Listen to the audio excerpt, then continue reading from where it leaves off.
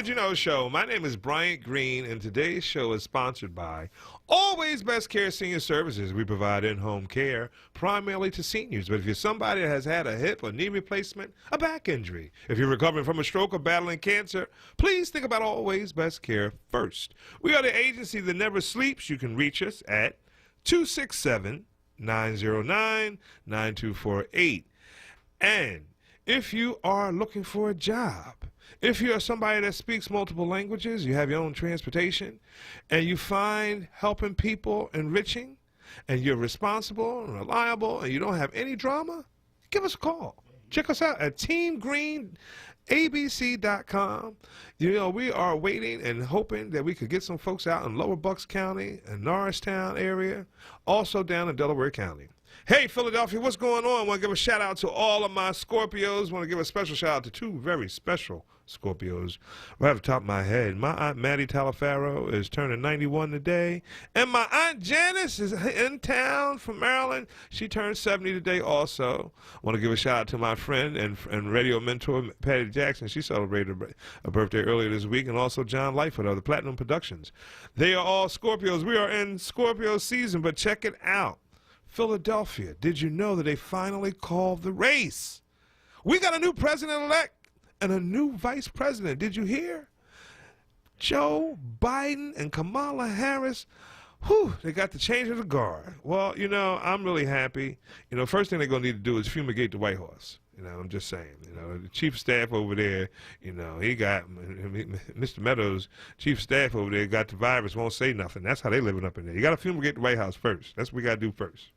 And, you know, the process has shown a lot of people are still with what has been.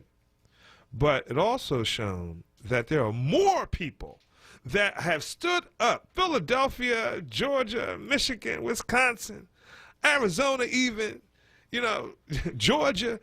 Listen, we showed up. And, you know, we really did show up. You know, wait for it, because there are some statistics coming out there saying that while minorities showed up, there were a lot less, there was a significant enough number of non-minorities that did not show up as compared to 2016. So wait for that. Wait for that. Those reports are coming out of what's to come. You know, the voter statistics came in. You know, the minorities showed out, and we're here. You know, for me, it feels like, you know, the scene in The Wiz when Eveline fall down the toilet, and they start taking their mask off, and they start singing, "Can You Feel a Brand New Day?" From The Wiz, from the Broadway special The Wiz, like, then people start dancing, taking the sweatshop off. You know, I don't know. I also feel like, you know, it's like when George Jefferson and Helen Willis in that episode was dancing in the house. George and Helen was out there kicking it. Yeah, that's how I'm feeling today. Oh my goodness, very good day. But I'm going to also pull you to some game. All right. While this is a joyous moment and significant moment in time for us, there are a lot of people out there that are not happy. And so there's some emails going around about, you know, some folks out there that are trying to do things to minorities on the low.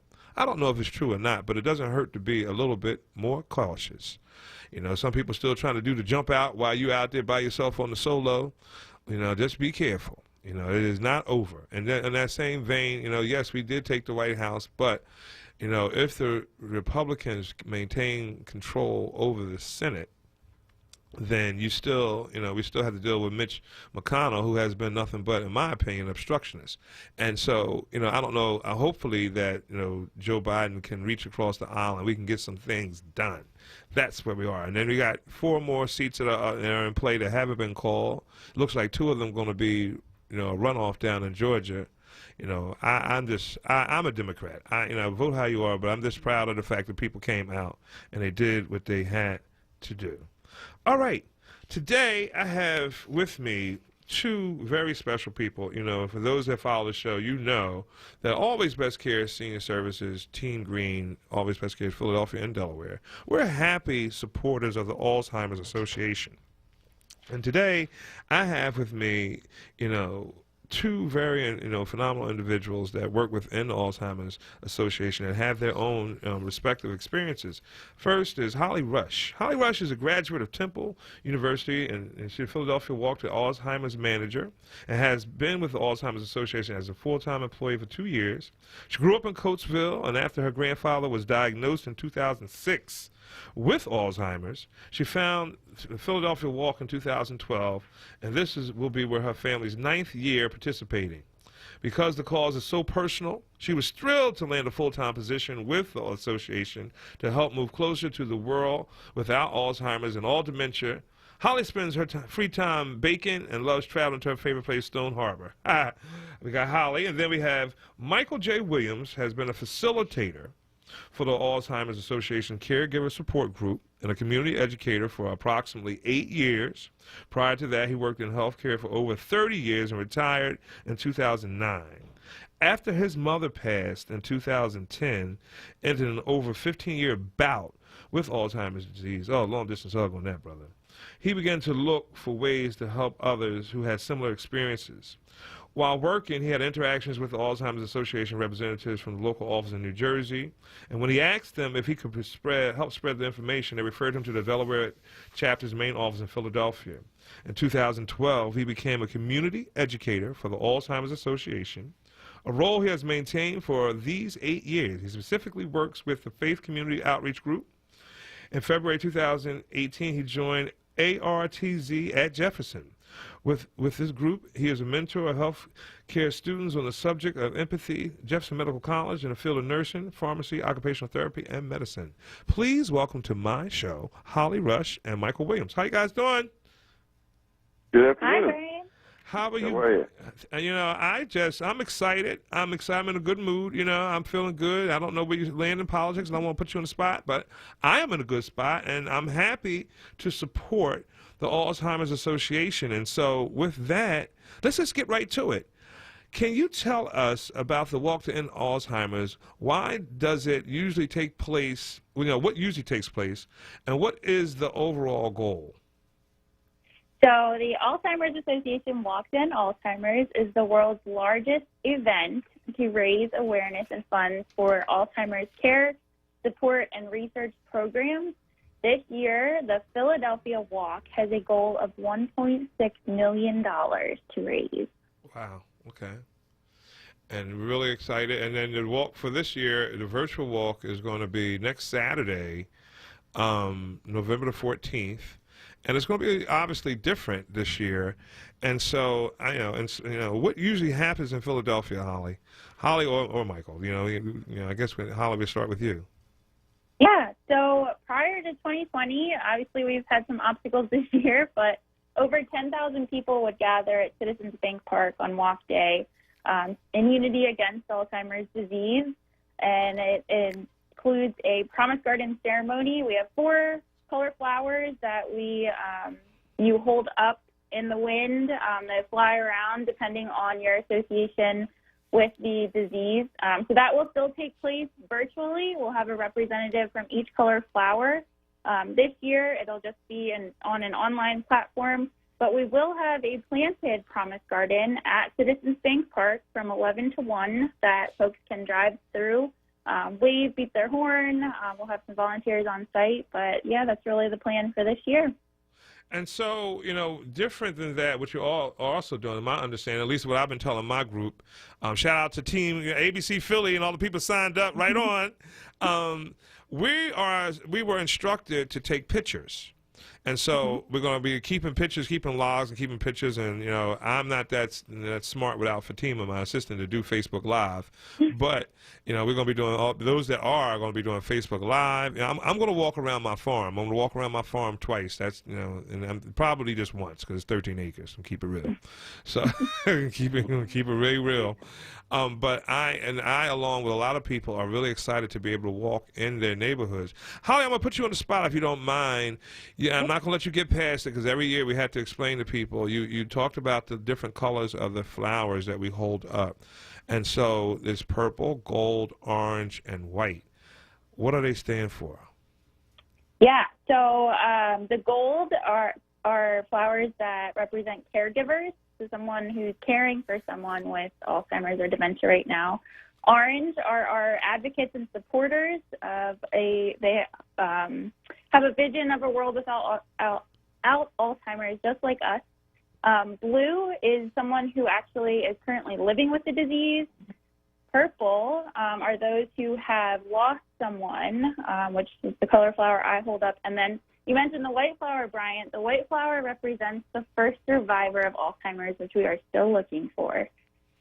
And so, all right, and so now, we I guess due to COVID, you guys, have you taken a break, Holly? What's been going on in your... No, I have not. Give it to us real. What's going on at the Alzheimer's Association? I know, but I want you to tell the viewer, tell the listeners what's going on. And let me just stop and say the viewers too, because you're listening to the Did You Know show on WURD Radio, and if you didn't know, we're on 96.1 FM and 900 AM, but we're streaming live on WURDradio.com, and you can follow us on social media at onWURD. And so I'm on live now, and I always look forward to the comments. So Holly, I just had to put you out there a little bit. I'm sorry I didn't put you guys out there to Skype you so that you could be out here with me too, being punched and grabbed and all that kind of thing virtually. But in any event, so now you have all kinds of different things going on with the Alzheimer's Association, and you guys have not just been sitting around on your hands and what's going on? What have you guys been working on? Yeah, so like you said, Brian, Alzheimer's has not taken a hiatus during COVID-19, and neither could we.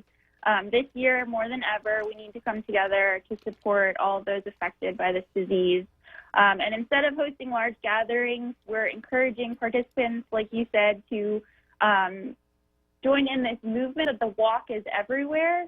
The walk is our largest fundraiser for our care, support, and research programs here at the association. So we're just asking walkers to walk as individuals or in small groups on their sidewalks in their neighborhoods, across communities in the Delaware Valley. We have some families I know who have elaborate plans for walking together. Their fundraising, social media, and campaigns have been very creative this year in this COVID world that we're living in. And, many of our constituents are at a higher risk when it comes to COVID-19 with the population that we serve. So we know that our volunteers and participants appreciate our commitment to keeping all that are involved in the walk and the association healthy and safe this year. Let's turn the dial a little bit, Mike. I want to get you involved in the conversation.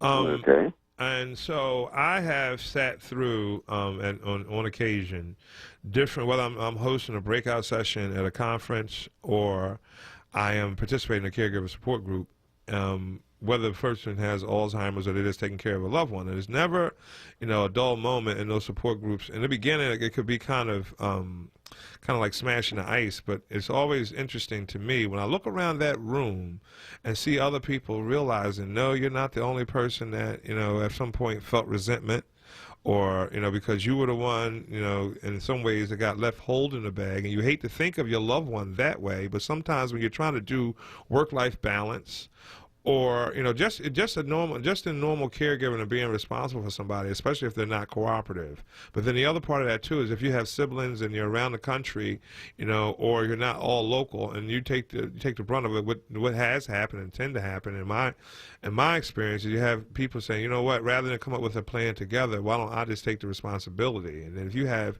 family and that kind of thing and trying to juggle that, and if you have somebody with Alzheimer's, that's a whole nother level. You have to be responsible for somebody 24/7, especially if they're a wanderer. And so, you have to kind of take that on and still manage your family. So when I read your bio and what they gave me, I thought to myself, oh my goodness, and I meant that, and I don't mean it in a patronizing way. I just know because I have had family members and close friends have had to deal with it. I just know that what it has, but you poured your energy into the support group. So share with the listeners who are listening what they can expect in the support groups. How often do you guys meet? And then if people don't want to come to the support group, I guess between you and Holly, if you could give us kind of what the resources are. So I know it's like 4 questions in one, but I'm going to turn it over to you, Mike. Come on, give it to me. That's okay. I can handle it. First off, Frederica told me to tell you hello. Hey! Hey, Freddie. That's my people. All right. Yes, I do facilitate a support group.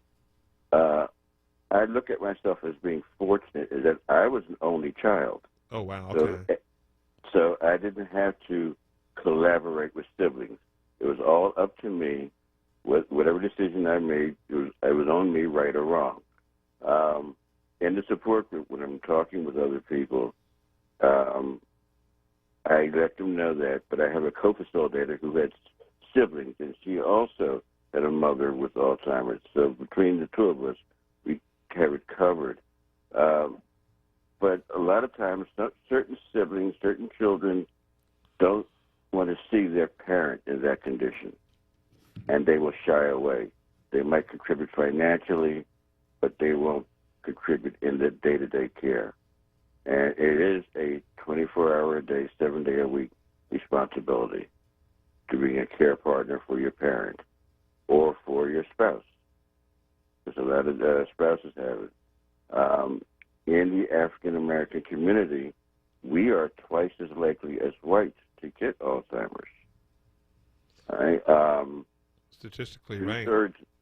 Two-thirds of all Alzheimer's patients are women. Oh, wow. Right. So, and the majority of caregivers or care partners are women. So a lot of women are involved in the disease. Caregiver stress is very important. We have to look out for yourself. Mm-hmm. You are number one. If you get sick, who's going to take care of the person that you're taking care of? So, caregivers, express that to my, people in support groups. Look out for yourself. Take care of yourself.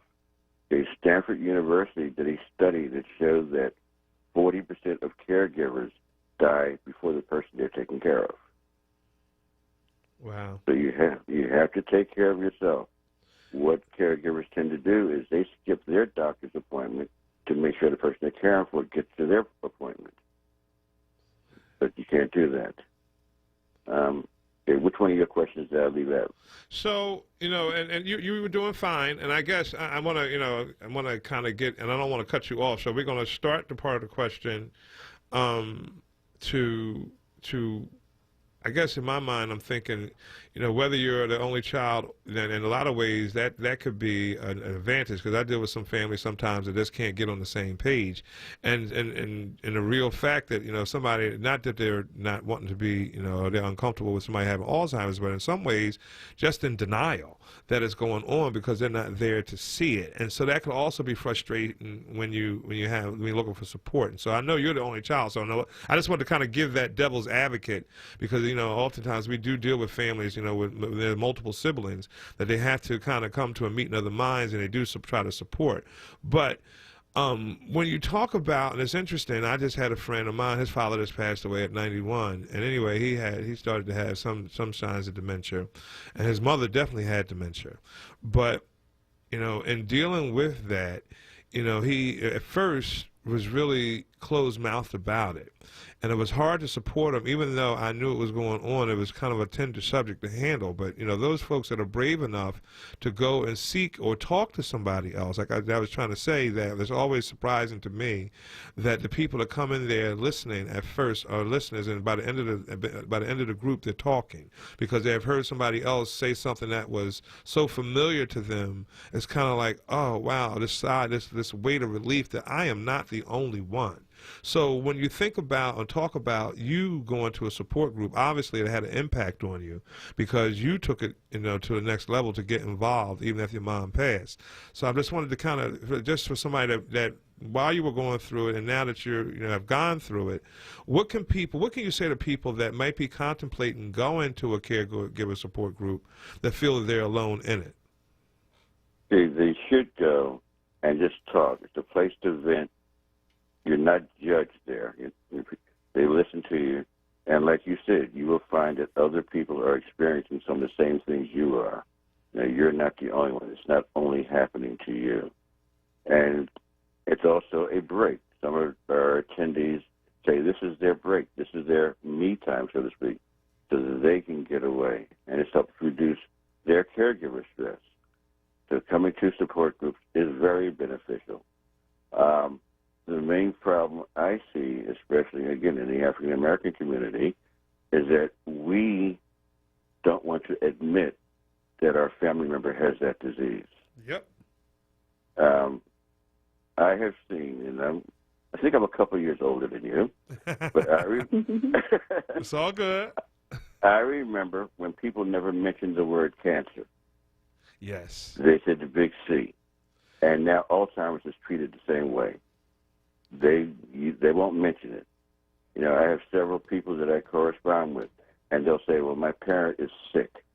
They won't say they have Alzheimer's, or they have, you know, whatever. They say sick.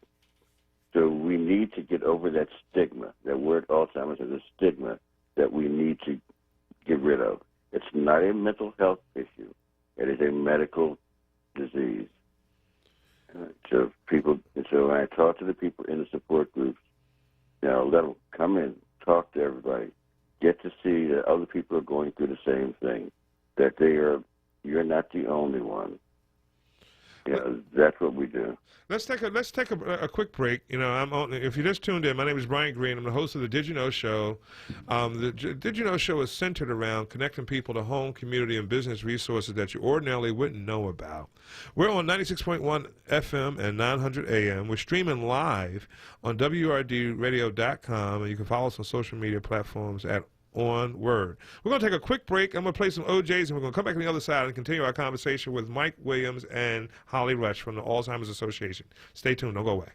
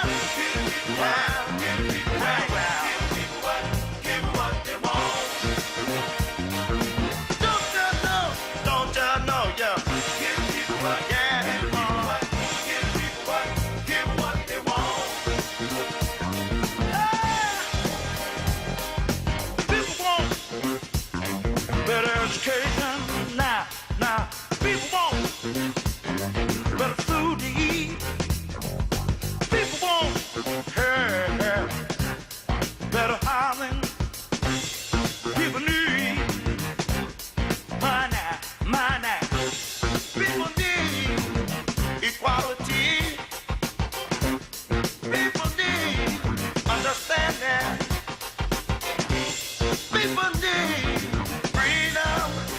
And you better give people what they want. Come on, right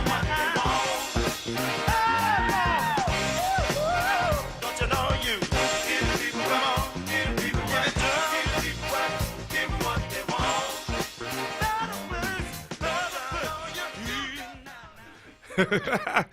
Welcome back to the Did You Know Show. I was up in here doing the happy feet. Did y'all see me?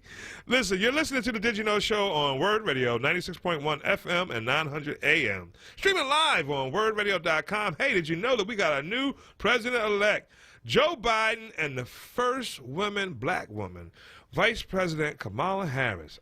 Congratulations. And for those folks that's on the stand on the sidelines talking about recounting votes, okay, we're going to recount them. For Herschel Walker and the other people out there that you just hope that they just be quiet, you know what I mean, just going to let them say what they got to say. You know what I mean? It's just go ahead and say what you got to say. But you might as well be a tree. You might as well be a tree falling down in the woods, because you know what? We about to do what we got to do to start the healing process. And, you know, so the question becomes, and I hate to get political, but I got to get there because I am a black male that has seen a lot of people that look like me be wrongly treated in the system. And anyhow, 2 points I want to make. New Jersey just passed their public question #1 to make adult use of marijuana recreational. Just saying. Time for me to get my application in. Don't judge me. You can judge me if you want to. But I hope they let some of these brothers and sisters that's sitting up in there, they can let them come home with a simple possession. We're going to decriminalize it. But the other part of it is, too, you know, now, you know, there's two different types of opinions. Like, President-elect Biden says that he wants, there's not going to be any red or blue states. He's going to really, seek to reach across the aisle and do what he has to do. I don't know. I don't want to spend it anymore, but I don't trust him. So I don't trust the Republicans. I trust Biden. I don't trust the Republicans. Be clear on that. They listen. And now, what's going to be funny to watch, in my opinion, and I'm just going to say it once, is we're going to see how fast they drop President Trump. They ain't going to be fooling with him no more. Ain't going to be. They got some of them secured their spots in the Senate without him securing his spot. So let's see how they start talking, side eye to him. And not going to listen. To tune in tomorrow, we don't have to. We're here today. All right. So now that I've said my political spiel, I want to get back to two really, really phenomenal individuals. Holly Rush and Michael Williams have joined us from the Alzheimer's Association. You guys still with me? Yep, still here. All right. So let's take it back, Holly, to let's talk about ALZ. ALZ.org in terms of Alzheimer's Association. And I want to ask you, there's sponsorship opportunities available, their team, if you want to build a team and all that kind of thing. It's still time to do all of that. Come on, Holly, tell us how to do it, where to look, point and click. What do we do? Yeah, so to join the walk, you can go to, like you said, Brian, ALZ.org/walk. Search for the Philadelphia Walk, and you can register a team, you can register as an individual, or you can just donate to the event. The website will be open through December 31st, so even though the walk is next Saturday, the 14th, we will be collecting and fundraising through the end of the year. What do you say to those companies that want to do a team and organize and all that kind of thing? You guys normally have me telling people or sharing my experience. We do casual day on Fridays. If you do that, then if you don't do casual day, then we make you pay a couple of dollars to root for our Alzheimer's Association. We're very competitive about it too. Team Green, we got we've been blessed to be able to be in this fundraising situation, but we have been a top fundraiser for some years now. We're looking to hold on to that title, but we do it in the name and the spirit of trying to build awareness. Mike, before we went to break, you said something that kind of laid on me. You're right. Everything, and you might, have me as my old head, and that's all right, because I'm proud to be able to talk to people who've been here before me. But you're right. Years ago, cancer was not talked about. breast cancer in one. It was, if somebody had breast cancer, it was a big secret. And I don't think that's a cultural thing. I don't think it's a black or white thing. I just think people just go into this safe zone of nobody needs to know. It's a secret. No, don't tell nobody. And then, but when you do that, you don't really open up your hand to resources, and then you don't really share the experience or the balance of what people might have done to deal with it that can really put you in a scenario to do it. With the support group, how often do you guys meet? How big is the group? Are there different groups? Or you do it in a faith-based situation, and I'm assuming mostly. Shout out to Willie DeShields, because I know he does it also through E9, small E9. They get mad when I say that, but it is the small E9 on Coulter Street. But and no disrespect, but he does. Shout out to Willie DeShields, also my frat brother. So Mike, what can people expect? How often do you meet? Where do you meet? And how do people sign up and find out more about you? Well, right now, we're meeting virtually. Like Holly said, all our in-person things have been put on hold. So we're meeting virtually. And you can go to the Alzheimer's website, and they have a list of all the virtual meetings. See, my meetings are once a month on the first Tuesday of every month. Some people meet at different hours. And Willie's is on Wednesdays, and he meets twice a month.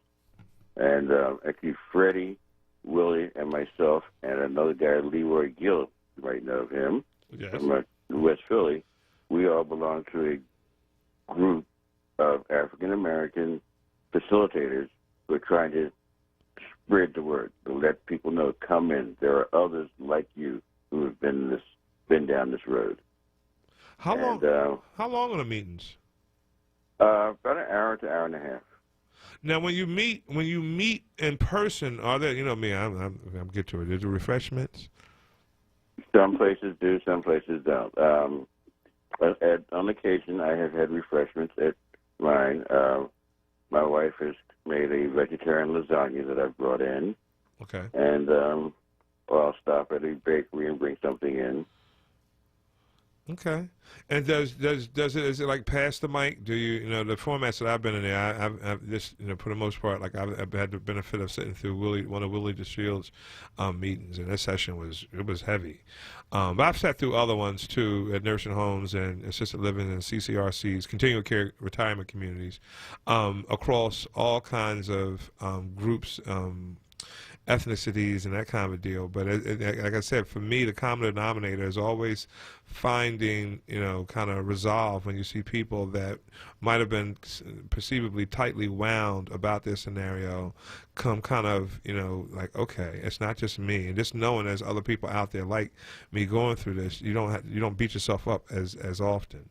What say to you again? And I don't want to. I want somebody's out there listening, and they're just on the edge of maybe picking up the phone. What's the whole process like? So, is there a vetting process? Does it cost anything? I know people are thinking about costs. I'm asking the question. I think I know the answer, but Mike, can you tell us what the deal is? How do people when you sign up? What can somebody expect? There's no cost. It's totally free. All right. You can call in.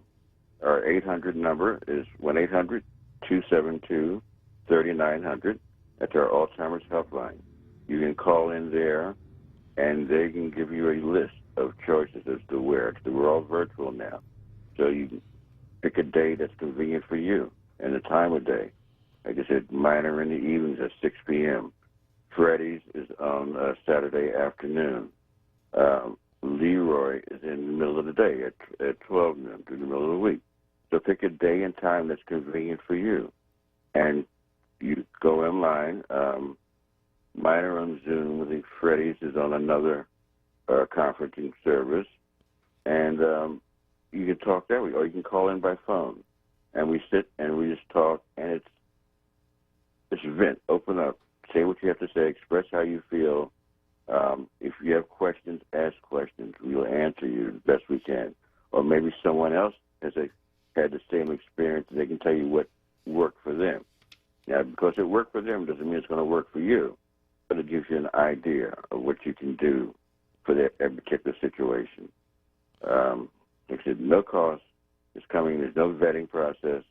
It's open, free to everyone who wants to come in and join us. Mike, if you don't mind, when your mom when you were dealing with your mother's Alzheimer's, how did you deal with it? I mean, did you, if it's not stepping on anything, you mind sharing your experience to maybe help somebody else out there? Did you were the only child, but you did mention that you had a wife. But did you have a home care service? Was she in adult daycare? I mean, how did you do it? Once the diagnosis came in, and then I could see that she was having problems, I hired someone to come in. But if I wasn't there, she wouldn't let him in. And if I was there, she wouldn't let him do anything. I don't need any help. A typical strong black woman. I'm independent. I don't need anybody to do anything for me. I had taken her car away from her because she got lost one time, but she made it back home safely. So I took her car away, so she would go out wandering and walking sometimes. Wandering is something that happens to majority of Alzheimer's patients. They just go walking. She went out one day, tripped and fell, taken to the hospital. She could not give the people any idea of who to contact. Okay, I was an EMT, emergency medical technician. I drove an ambulance. One of my coworkers went through the ER and spotted my mother there, and they told the ER staff who to contact. So that's how I found out. At that point, I knew I either had to quit work, because I knew she wouldn't let anybody in the house, or place her into a facility.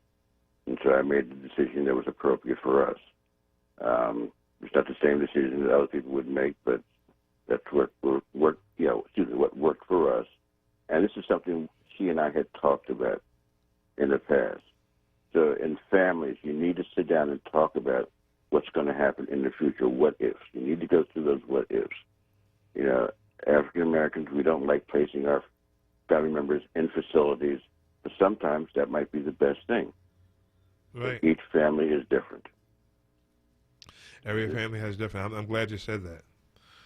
Wow. If you're just tuning in, my name is Brian Green. You're listening to 96.1 FM and 900 AM. We're streaming live on WURDradio.com. Today's show is sponsored by Always Best Care Senior Services. We provide in-home care primarily to seniors. But if you're somebody over 18 that has had a hip or knee replacement, a back injury, if you're recovering from a stroke or battling cancer, if you're battling or recovering from COVID, please think about Always Best Care first. You can call us at 267-909-9248 or visit teamgreenabc.com. We are also looking for caregivers. If you're a caregiver that has your own transportation and you speak multiple languages, you can get hired right on the spot. All you need to do is call David Bounds at 267-909-9248. So as we round down our communication and conversation with my friends and colleagues from the Alzheimer's Association, we have Michael Williams, who has been a facilitator for the Alzheimer's Association Caregiver Support Group and a community educator. And then you have Holly Rush, who is the Philadelphia Walk-to-End Alzheimer's manager. What have we missed? So, we talked about everything. I think, generally speaking, Holly, if you don't mind, talking about the hotline and the Alzheimer's Association, if somebody unfortunately finds out that their parent has or has been diagnosed with dementia or Alzheimer's, what do you then say to them? What should they do? What steps should they take? Or consider taking? Yeah, absolutely. We offer a 24/7 helpline, which is super important and we're really proud of, because you can call at any time of the day and reach someone that can answer your questions. And again, the number is 800-272-3900. If you just need to vent, if you have questions, if you want to join a support group, if you want to learn about getting involved as a volunteer, that is your best bet. Someone will answer at any time of the day. And so one thing, I guess I'm going to create a scenario. Suppose I live in Philadelphia, but my mom is somewhere or my dad is somewhere in Maryland or Florida or California or Chicago. Are you guys talking to one another, or is there an interlink that you can kind of connect people to? 'Cause I think a lot of times these days, a lot of people are not, they're implants. Nobody, there's some people are where they were born and raised, but a lot of people have migrated, and sometimes mom or dad, and we go through this. We go through this as a home care agency sometimes. We have a couple clients now that their family has decided that they want to give them home care, but they don't open the door unless they're there. And so we're expecting sometimes to go through that. But when somebody has Alzheimer's and they're getting lost or getting turned around, it's a lot more dangerous. And I don't know if they have any people, low jacks. I think somebody would make a lot of money if they did. But when you have these scenarios and these type of things, you certainly can reach out to the Alzheimer's Association. But back to my question: if I live in Philadelphia and my mom lives in another state, how does that work? Yep. So the helpline is where you're going to start, and then they'll connect you with your mom or dad's local chapter. So for the Philadelphia area, we're the Delaware Valley chapter, but there are chapters all across the country. So starting with the helpline, they'll connect you with the local one there, and then they can work with you in that different state or community to help get the best care and support for your relative. So what time? Go ahead, Mike. Go ahead. You go ahead. Interesting question. That actually happened with me. My group meets in South Philadelphia. There was a Hispanic gentleman who lived here and came into our group. He was the caregiver for his mother that lived in Miami. And we talked, and through connections, I was at a connection with a social worker in Miami, Hispanic social worker in Miami, and we helped him find a good facility for his mother that was predominantly Hispanic. So yes, through the connections that we have, we can help people anywhere in the United States. And that's comforting, and then you have somewhat of a peace of mind. So Holly, one last time, if you don't mind, the walk is next week. The virtual walk is November the 14th, Saturday. What time are we getting started? What time are we supposed to start walking, Holly? So 11 a.m. you can tune into our website, the walk theme stage, att.alz.org/Philadelphia. Log on, you'll view the Promise Garden ceremony just like you would any other year. It'll just be online, and then you can start walking. So the ceremony will be about 15 minutes, and then we're asking you to join this movement of the walk is anywhere and everywhere, and lace up your sneakers and head out. And it's still time to donate. If you want to donate to Team Green, you can just go to ALZ, Always Best Care Philly. Find us. We're trying to, be the top fundraiser again. And so I want to thank everybody that has reached out to me on Facebook and or LinkedIn and every other social media platform and has either donated and or has joined a team to walk. Appreciate it. Just remember to send the pictures. I guess you guys got to send your pictures to me or tag me on Facebook. And we'll just create a collage and we'll include it in our newsletter. Holly Rush and Michael Williams, thank you so much for joining my show today. I really appreciate you.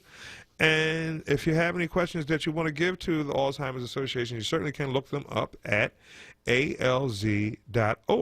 Shout out to Freddie and Willie DeShields. You guys are doing the right thing. Mike Williams, thank you, my brother. Holly, I can't wait to see you and talk to you. You guys have a great week, and we'll leave it there. Let's play some of the jam.